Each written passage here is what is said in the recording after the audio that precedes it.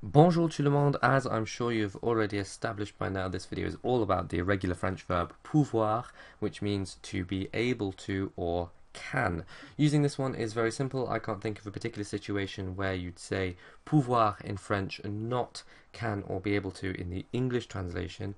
What I will say though is be careful with the word could. Could in English is ambiguous, but it isn't in French, so quite often we have to really think about exactly what it is that we're saying, but I'll go into more detail about this when we come to the relevant conjugations.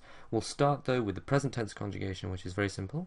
We have je peux, tu peux, il, elle, on peut, nous pouvons, vous pouvez, and il, elle peuvent. What I will say about this is, though, that some people have a tendency to pronounce this je peux, tu peux, il, elle, on peut, but this is not correct. EU makes an E sound, so we have je peux, tu peux, il, elle, on peut.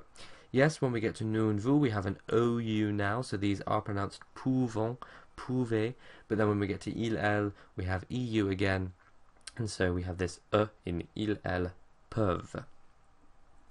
Passé composé for pouvoir is quite simple. We have avoir as the auxiliary verb, so we start with the present tense of avoir, and then that is followed by the past participle pu. This is not pu, it's a tight, pursed-lipped pu sound. J'ai pu, tu as pu, il, elle, on a pu, nous avons pu, vous avez pu, and ils, elles ont pu. The imperfect, as always, is very simple because our method works even for irregular verbs. So we take the new form of the present tense, pouvons, remove the ONS, which gives us the stem pouve, and to that we add the imperfect endings. And so we have je pouvais, tu pouvais, il, elle, on pouvait, nous pouvions, vous pouviez, and il, elle pouvait. And this is the first translation for the word could.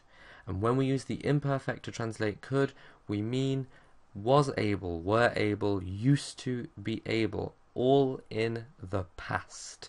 I think if you're struggling with this one, it's best to think of pouvoir as to be able rather than can and could. Can and could is quite unique to English and is difficult to translate directly. To be able is a little bit more parallel with French. And so if you're struggling, think of it in terms of to be able, and if you get was able, were able, or used to be able, then you need to be using the imperfect. For example, if you wanted to say, when I was young, I was able or I could run very quickly, you'll use the imperfect. Quand j'étais petit, je pouvais courir très vite. The future simple is very simple. So we take the future stem, which is pour, P-O-U-R-R, and to that add the future ending. So we have je pourrais, tu pourras, il, elle, on pourra, nous pourrons, vous pourrez, ils, elles pourront. And of course the conditional, when you know the future, is very simple because the stem is the same, and then to that we add the imperfect endings, and so we have je pourrais, tu pourrais, il, elle, on pourrait, nous pourrions, vous pourriez, and il, elle pourrait, and this is the second translation for the word could. But when we use the conditional, we're not talking about the past, we're talking about a hypothetical situation. For example, I could if I wanted to. Je pourrais si je le voulais. Okay, this is all hypothetical, nothing to do with what used to be possible or was possible, things that would be possible should the situation be correct, should the conditions be correct. So when we're talking hypothetical situations, we need to use the conditional to translate could. The subjunctive, I think I've said this for all the subjunctives, but I think for pouvoir the subjunctive is very nice. We have je puisse, tu puisses, il, elle, on puisse, nous puissions, vous puissiez, and il, elle puisse. Not only does it sound nice, it's also quite easy to remember because you can just remember the irregular stem puisse, P-U-I-S-S, and then to that add the usual subjunctive ending, so you don't have to remember 6 individual verb forms. And the passé simple for pouvoir is quite predictable because, like quite a lot of irregular verbs, if you know the past participle, then you can pretty much guess the passé simple.